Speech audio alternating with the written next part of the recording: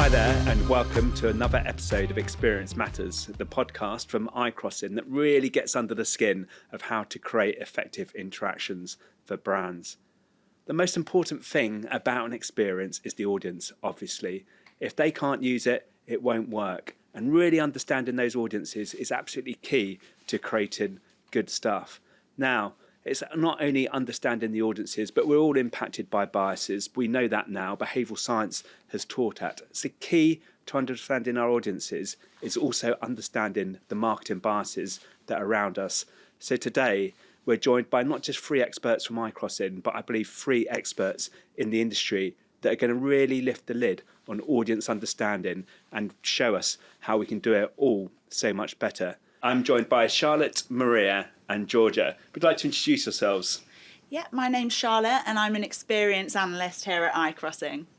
Hi, I'm Maria and I'm the Head of Audience Intelligence here at iCrossing. Hi, I'm Georgia and I'm the Audience Intelligence Analyst at iCrossing. Brilliant. So thank you very much for giving your time and joining us today. I know you're all very busy. Maria, can you talk a little bit more around audience intelligence? I mentioned the word personas. You tell me off every time I do it. I'm sorry. That's the last time I'm going to mention it on this podcast. So why is audience intelligence different? So just to give a bit of a background to listeners on the word persona, we do really feel like it has old school connotations with assumption-based kind of builds of named audiences. Things like Jack loves coffee, walks on the beach, and kickboxing on the weekend that are really based on nothing really other than our own kind of assumptions, stereotypes. And that really it made the word persona feel not very grounded in data and real insight and very fluffy, and I think then doesn't mean as much to clients when you say, oh, we'll make some personas.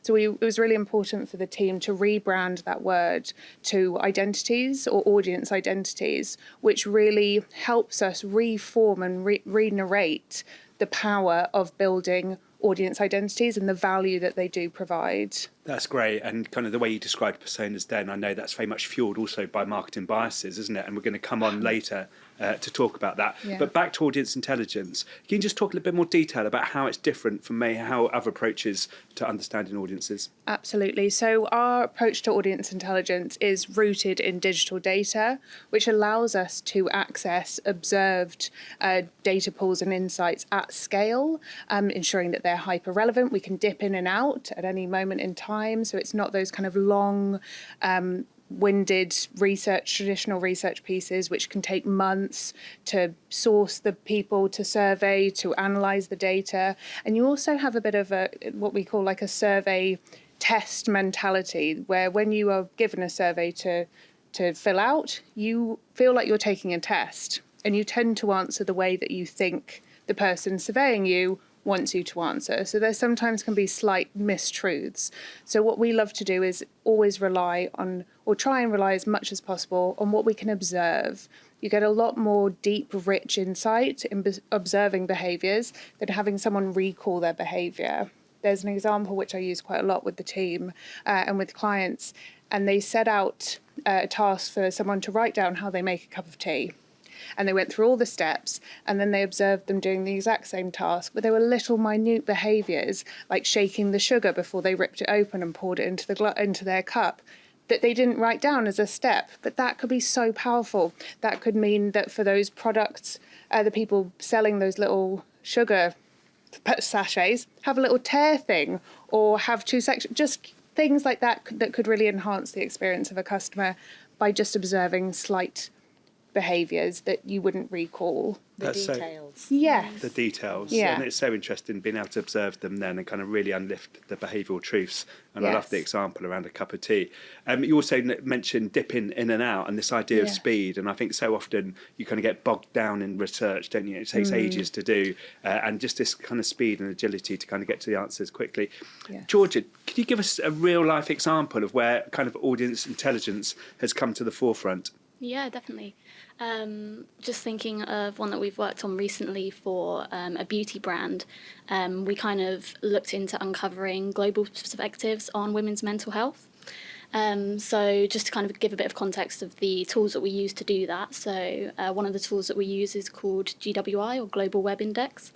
And this is basically a bank of, I think it's over about 50,000 attributes that cover over 50 global markets. And it's basically, an accumulation of survey data across those markets. And what we do is we use those attributes and we kind of layer them on to each other to build our audiences in there. And then we can ask those survey questions to that audience, essentially. Great. And then on top of that, we also layer on data from social listening, which is we use on a tool called Brandwatch. And basically what we do is we write a query based on relevant keywords. So in this context, it was maybe anxiety, depression, and feeling stressed, and kind of how those audiences will be talking about that. And then what we were doing in this was we were looking at different life stages of those audiences as well. So we were looking at kind of university age girls, people at the start of their career, midlife, and then also, retirement age. And basically what that did was allow us to uncover how these people were experiencing mental health, and it allowed us to address opportunities that we could support this beauty brand with content for addressing those challenges and the barriers that they were facing within the space, and content and where they're found and online, and that kind of Such a great example, such a worthwhile example as well. And what I really picked out then as you were talking was this kind of building up of layers, was using the different tools to not just kind of get one answer and then take that answer and run with it, but actually layer it on to what else you're finding. And ultimately, going back to Maria's point, is getting to the truth, the observable truth of how people behave. 100%. I think it's so important to have like several sources of truth, like not just relying on just survey or just this, just that, the other, but kind of taking it all in like holistically and making sure that we have that complete understanding, so we know where their gaps are and what they're struggling with, and how we can address that with content or messaging or anything that the brand wants to speak to that audience through. So amazing, so fascinating. Charlotte would like to build on that. Yeah, we can also use the same, the same tools and insights to kind of gain a really deep understanding about how these audiences think and feel towards brands, their perception towards them, their sentiment towards them. And we have also started using it for user journey mapping as well. There's a lot we can do with these tools and a lot of insight we can glean for clients and brands to really kind of get to grips with. It's great, and we've covered off kind of content then, and kind of, but does it go further? Does it impact search and how it then influences our search strategy and enabling people to discover our work? Yeah, I mean, we build a lot of our audiences that we build. We look into the searches that they're making, and we build that into strategies as well, and it feeds into kind of like what our SEO teams do here. Right. And the searches that matter. Yeah, the searches that matter. That's absolutely fantastic, and I think it's also easy to jump into actually just defining the experience and forgetting about how people are getting there, and what you're doing there just enables that. And obviously a lot of this is around data and real-time data, and going back to the point you mentioned at the start, Maria, you said about the nimbleness of this and actually using kind of stuff that's there. So could you talk a little bit more about real-time data and how that actually works in audience intelligence? Absolutely. So a lot of our work, as Georgia mentioned, is an overlaying of data points to provide that 360 view on our clients' most valuable audiences. And a lot of that comes from real-time sources like our social listening through Brandwatch. We can dip into that at any moment in time. We can also backdate, which is always really valuable. Search trend data, we use Google Trends obviously, and things like Answer the Public, which can give you more real-time search queries. Google Keyword Planner, we are 3 weeks in delay of those search volumes. So where we have a lagging there, what we found really valuable, especially for the kind of content and SEO teams, is our search and social listening combo, which is a really popular product, where we identify the real-time engagement themes and priorities of audiences and match those to the search demand. So you're getting the engagement and the demand to be able to fulfill the intent and the real need in the middle there.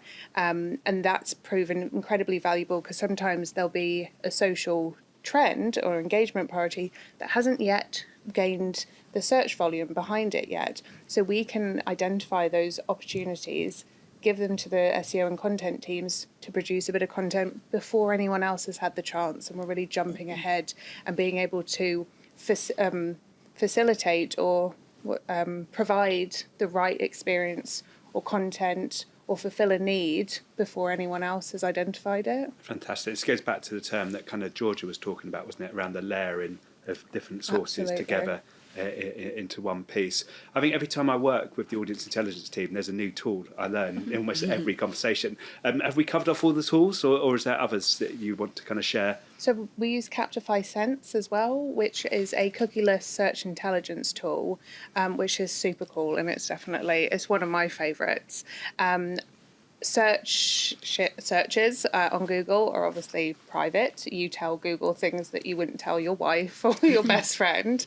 But Captify Sense allows you to get a slight inclination as to who people are behind those searches.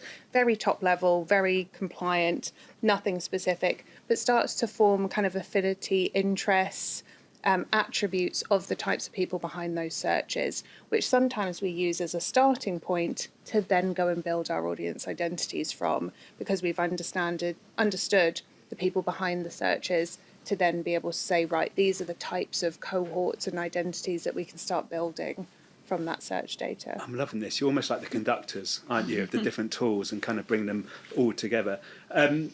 Something that's key to our work at iCrossing is testing and learning and kind of trying out ideas. Charlotte, how does the role of audience intelligence play in test and learn? So we create our audiences and it feeds into our paid media teams and what they do. We're kind of constantly creating nuanced audiences and test audiences. We tend to create for our clients a heartland audience, a growth audience, and a test audience. So the heartland audience is often who they know about already. They're their core audiences, if you like, and then growth audience, the individuals that they want to grow. And then test audiences are those nuanced audiences that maybe without the support of audience intelligence, the client might not want to go for. But we utilise these test audiences, send them off with our paid media teams, and they will test them. And often we find that these are more engaging. We have quite a good example with one of our business investment brands, where they had consistently been targeting CEOs and CFOs on LinkedIn.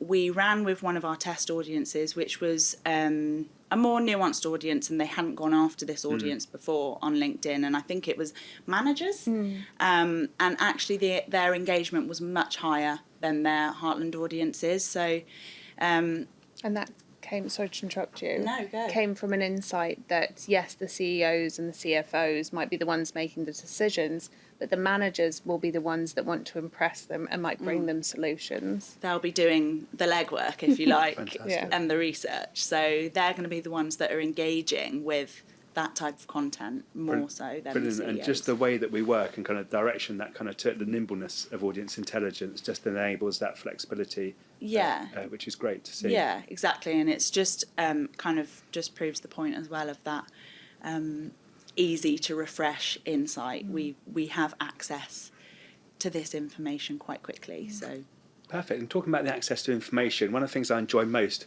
working with iCrossing, not only working with brilliant people like yourselves, is that we're supported by Hearst, the big magazine publisher.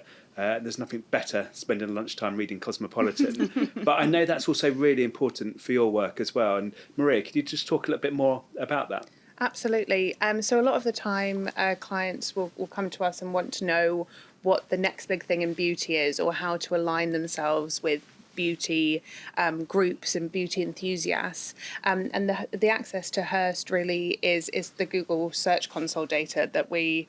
Not sure how Magician Dan has given us access to that, but we're able to see the top performing keywords and content across all of the Hearst publications around any sort of category. So we can see what's trending in hair care based on the content that's been published across any Hearst magazine online, and how they're ranking and how that's performing, which is just glorious insights that we really love, and it's honestly it's such a gold mine of insight and information. It's so good to see all this kind of rich data that we get from the Hearst publications. But of course, it is only data, and we need to ensure that it's meaningful for our clients and that they can action off the back of it. Georgia, do you want to talk a little bit more about how we take this data and make it more actionable?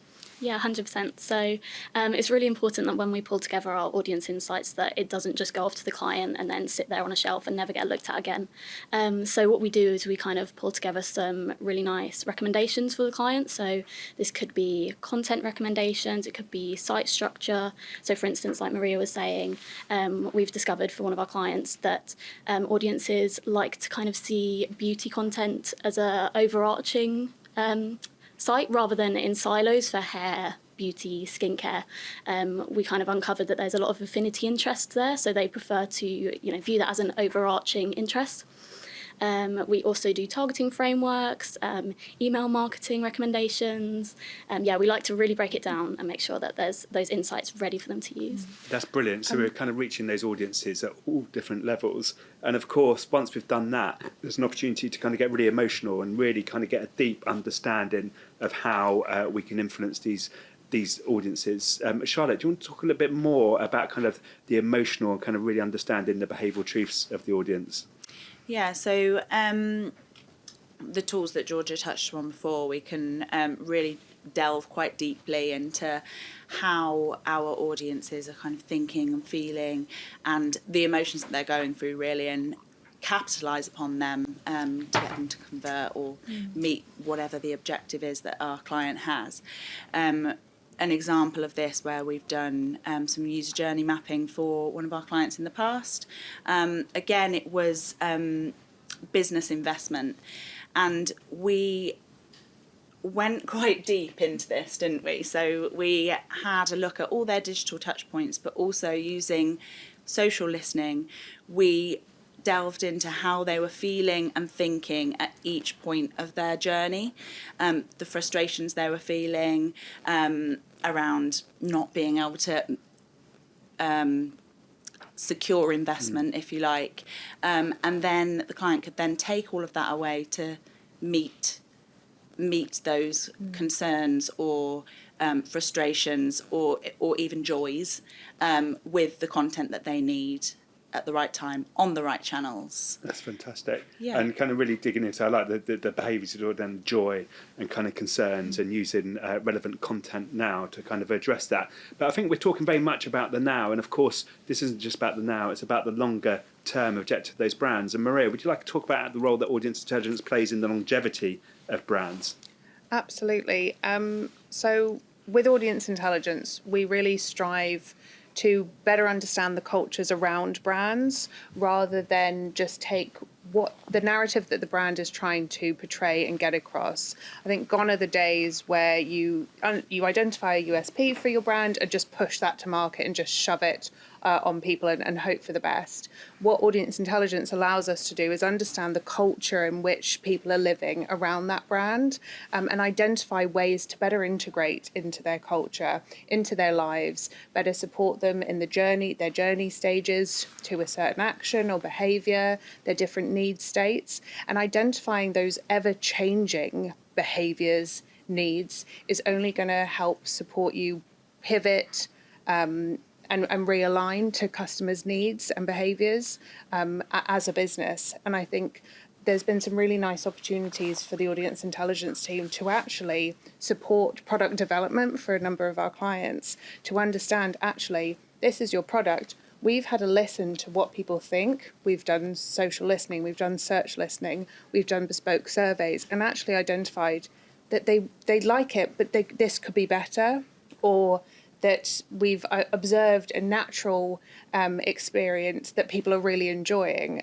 One of the quite popular examples at iCrossing was for a gift experience brand, and we were trying to identify new experiences that they could productize, and we listened and found out that a lot of people enjoy high tea, but they want to get a little bit tipsy. And thus Tipsy Teas was born. And we were able to then source lots of different providers of tipsy teas. That was kind of spotlighted on the website, and it really tapped into something that people were enjoying naturally, that we could productize and realign one of the kind of main categories of the business too. So it's listening to what people want and facilitating that, or meeting that need better by the brand or the products or the services that they offer. That's so fantastic. And it's so satisfying, isn't it, when you go in to do a piece of communication for a brand, but then actually coming away and changing and developing the product. And it just shows you how valuable audience intelligence is in doing that. And of course, we've talked about it, we do it day in and day out. But of course, there's a lot of challenges that brands have in understanding audience intelligence. And what are they, Charlotte, and how can you overcome them? We've talked a lot about these kind of outdated personas. A lot of brands are kind of quite stuck on these, and it's really difficult for brands. They don't necessarily have the tools available to them to do like the proper in-depth audience intelligence that we do here, and they don't necessarily have the time either. So that's what we're here for, to just really provide those. It's so true. It's so true, isn't it? Throughout my career, I've often get told to use personas, and then you actually look at when those personas were created. They're often kind of years and years and years, if not decades ago, and yet they're still telling you to use them. And that's a really nice point I just wanted to build on from Charlotte. And Charlotte mentioned growth test and Heartland growth and test audiences earlier. Sometimes businesses and brands can get really stuck on who they think their audiences are, and think, right, let's just keep talking to these same people, and some of them, their customer base is aging out or is dying off, and they're not that bad. Morbid. Or is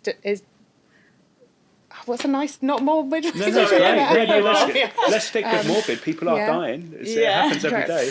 So some of their customer base are aging out or dying, and they're not getting that next generation of audiences through, and they're not understanding the changing needs of their customer base. So I think Charlotte really nicely put that they don't have time. They think all this persona work that'll do. They know their customer, and what we love to do is really turn that on its head and challenge those assumptions of what brands think their customer base is, and provide them with options. Identify small niches of audiences or customers that are really good, we've seen massive growth in. So let's push more effort towards them, or these little pockets of test audiences that we can use through paid media and fail fast. It sounds negative, but we can quickly test an audience. If it doesn't work, we turn it off. We use one of the targeting frameworks that Georgia builds out of the audience intelligence work. We give that to our wonderful Sandra or Alice from the paid media team. They activate it. If it doesn't work, the results aren't giving, we turn it off, and we just keep testing. And it helps to always kind of refresh who we're trying to speak to. Otherwise, I feel like brands can get stuck talking to the same people in a bit of an echo chamber. So that's really interesting, Maria, isn't it? And thinking then around the nimbleness of actually being able to keep people up to date. The world changes every day, and so do people's behaviours. But it's not just about today, though. It's about the future as well. And we talked about longevity for brands. But what is the future for audience intelligence? What are we going to see change? Well, I know that there's an AI looming over us, and we have kind of dabbled, and Magician Dan, who I'm sure everyone's very excited to meet now, has kind of helped us get into the AI space. We have the search and social listening product, which I spoke about, now has an automated version, kind of a self-service, if you will, called IX Pulse, where we match the search demand and the social listening, normalize the numbers to give a score which really identifies those sweet spots between what people are engaging with on social and what they are actively searching, what the commercial viability is of that keyword or that search. And just to go back to a little bit on the why we always look at both of those sides of the coin. Social media, if you were to search in Instagram, cats, it's all these beautiful fluffy images of cats. You normally present your best self on social media. Life is shiny and perfect, except on X, then you might get a little bit spicy. But if you start searching cat on Google, it's why is my cat trying to kill me? Why does my cat keep throwing up? It paints a more of a real experience. People live their best life on social media and Exactly. their real life on Google. Yeah, That's what- exactly. So sometimes when we as marketers get wrapped up in like sustainability, this was a big one for us a couple of years ago. One of our clients came to us and was like, we've got this whole range of zero carbon emission jeans. And they were like, people will love it because sustainability is so massive at the minute. But actually, there is zero search demand for sustainable jeans or zero emission jeans. It was a nice to have. Things have obviously progressed, but they just went off the social media trend and people giving lip service to wanting to buy sustainably. But actually, really, in the UK, a lot of people feel outpriced by eco-friendly products and feel like it's more of a luxury. If they maybe had two options of jeans and they were the same price and one said eco-friendly, that might be the little push. They're like, oh, we'll go with the eco-friendly ones. But it's not an active purchase driver. Back then, things have changed. But it's just important to get both sides of the coin so that we're not just enamoured by this social media trend and get caught up, because it can go awfully wrong. There was a couple of years ago, the trend for fox eyes was massive, which was kind of a makeup do. I'm pleased to explain that. I was thinking cat's eyes in the road, fox Yeah. eyes, no, Fox makeup, eye. okay. Was makeup, and loads of beauty brands, or a couple at least, jumped on it, and actually it was a little bit racist, and no one had taken the time to investigate. They just thought, fox eyes, trends, quickly, let's jump on it, but actually hadn't delved into the detail behind that. So that's an important job that we also do. Yeah, absolutely fascinating. And Charlotte, could you just repeat the antidote that you said then in the middle? I thought that was great. And people would live their lives. People live their best lives on social media and their real lives on Google. Absolutely fantastic. And that's such a nice kind of insight kind of to take away from this talk. Okay, that's fantastic. We're coming towards the end of this first part on audience intelligence, and we've covered a lot there. I hope you've got a real clear understanding of how you get to the behavioural truths of those audiences by layering together those different tools and those different insights and doing it in a way, conducting, I thought was a good way in my head as I could hear you all talking. And then what we'd like to close on is just a few real kind of clear tidbits, one thing really for people to take and make a start in audience intelligence. What would that be, Georgia? I think one of the main things to kind of take away is just that ultimately you probably are going to have these kind of biases as to who you think your audiences are.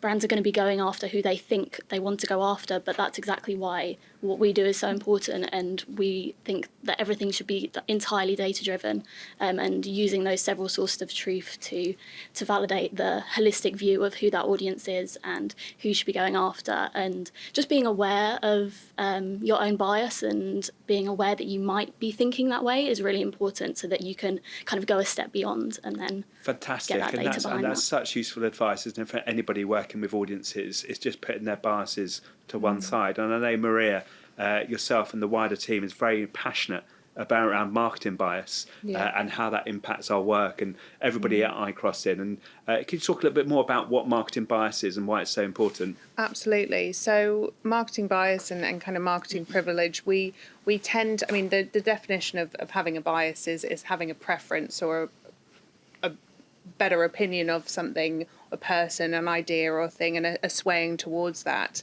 And that, I think it goes hand in hand with marketing privilege. As marketers, we do come from the majority of us come from a very privileged background. It is one of the most elitist professions, especially in the UK.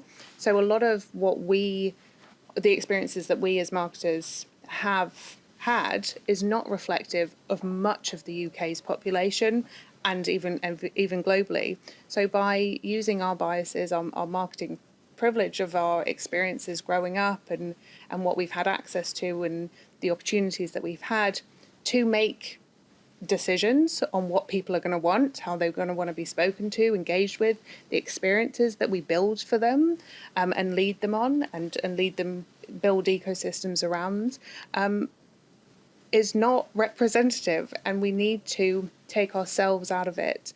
There's been countless occasions where brands have really missed the mark, be that in doing an advert straight after a number of girls in London were very unsafe for sound cancelling headphones with a lady running through the streets of London. Being tone deaf to experiences of the customers that they're going after can be really damaging for the brand. Thank you, Maria. That is so interesting. And kind of being in this industry for so long, I have actually seen the impact of marketing biases. And it's so important that we remind ourselves on a daily basis. And I think if we could all open that up and have a discussion around that and those examples, really help it kind of bring to life for our listeners. Georgia? Yeah, I think one example that I've kind of been interested in lately is about personalisation and balancing that with privacy. There's a stat I saw that I think it's 90% of leading marketers say that personalisation leads to profitability in marketing. But I think for a lot of audiences, it's not quite clear, do they actually want this personalisation and do they have the resources to make informed decisions on that? And, you know, we did a bit of social listening, and out of that kind of came that, you know, with cookie consent, for example, a lot of people aren't necessarily accepting genuinely. It's more like I can't be asked, or what's this like annoying thing coming up, and it's not, you know, reflective of genuine informed consent.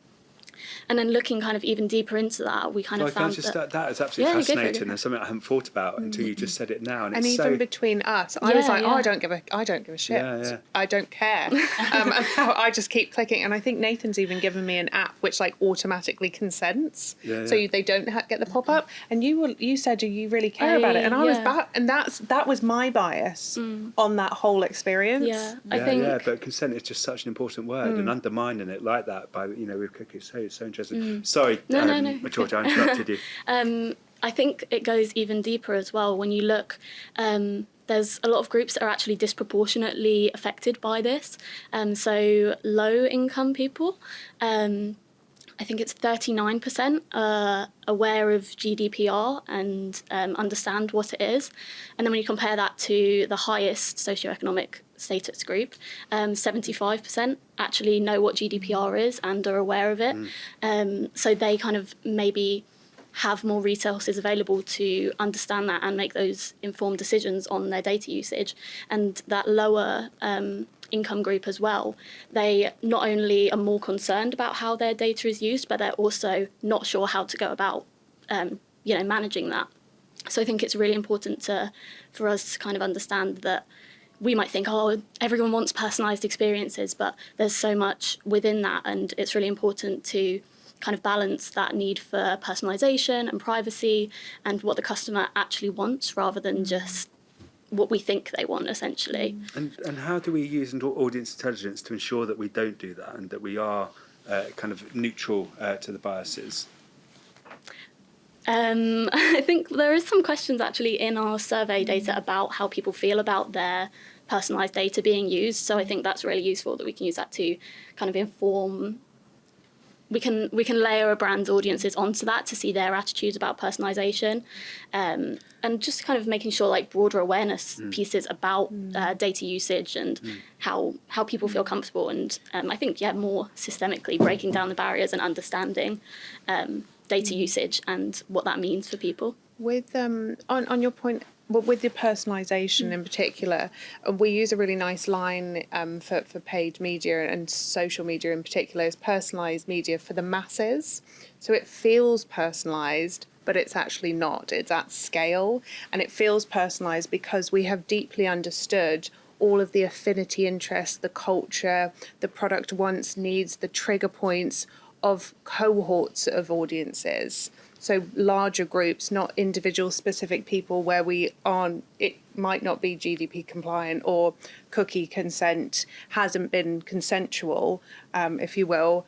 So we come at it people by their kind of psychographic groupings, which makes it feel personalised, but actually it's just, you go like, oh, they've understood me, but we've actually just understood a group of people of your likeness. And Charlotte, did you have an opportunity to work on this with Wales and the COVID piece that you did?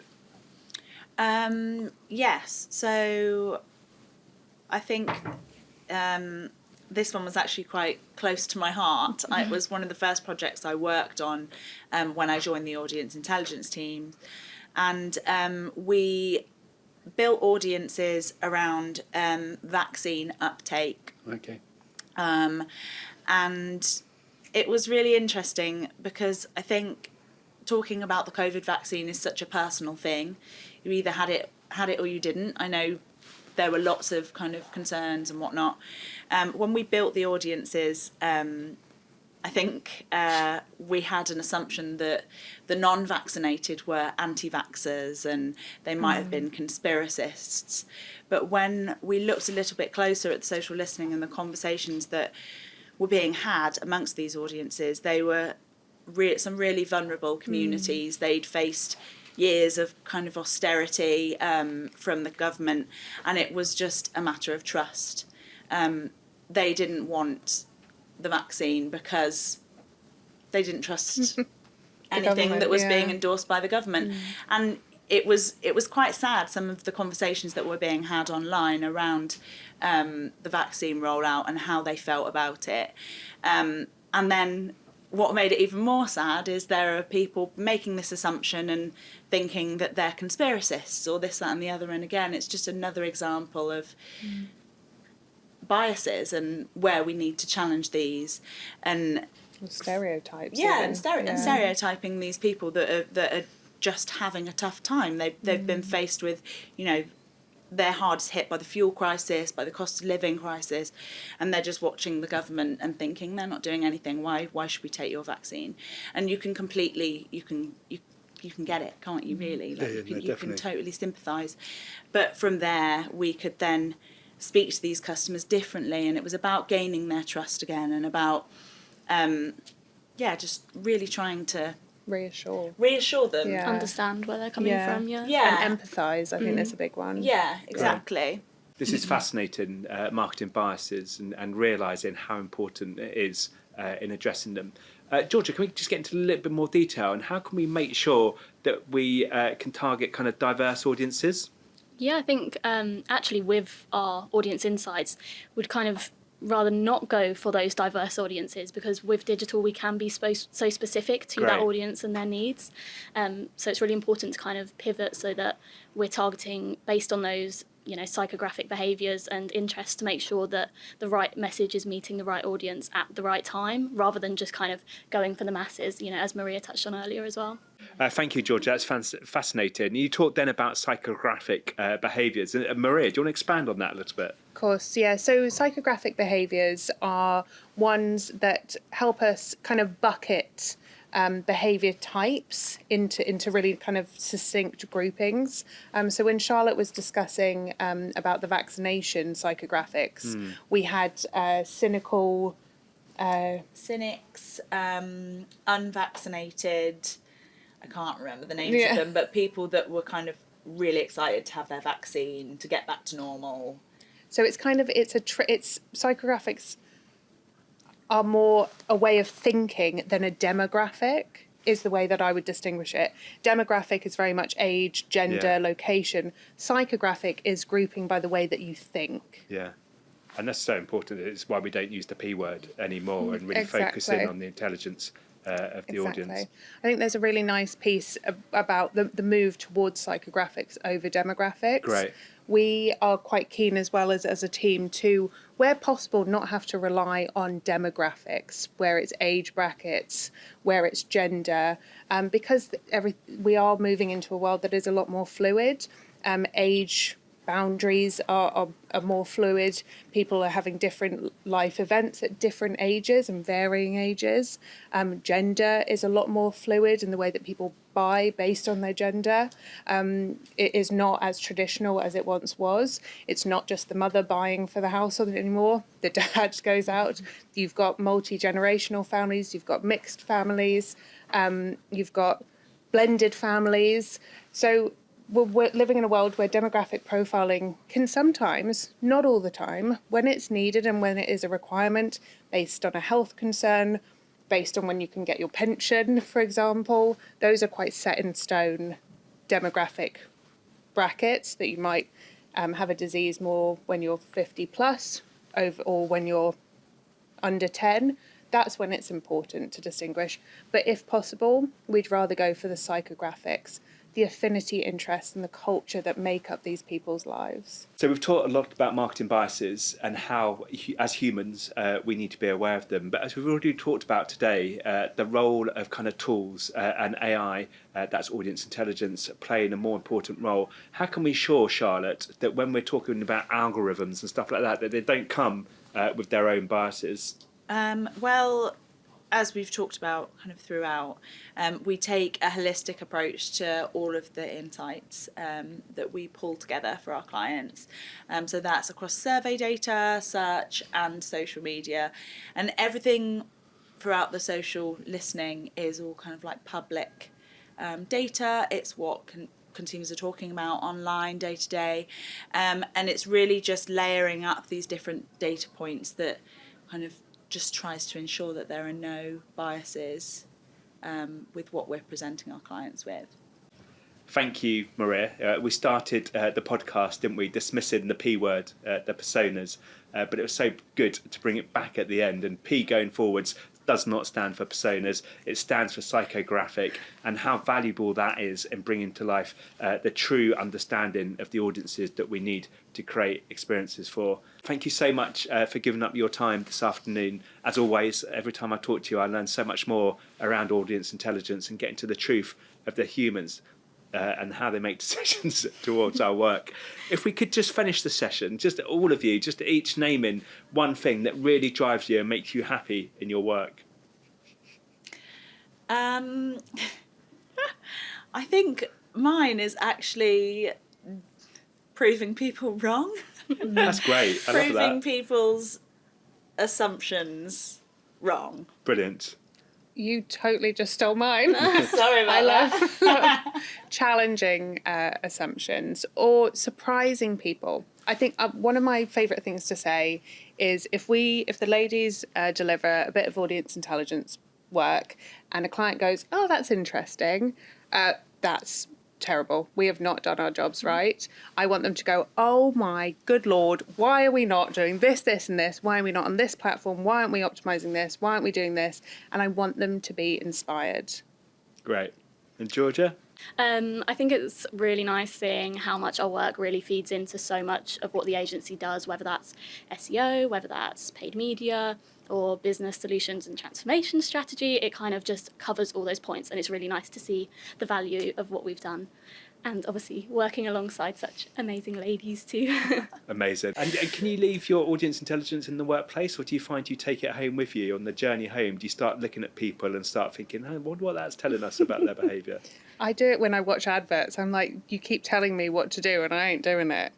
And I'm like, they haven't understood their audience, right? Brilliant. I'm quite good at leaving it behind, I think.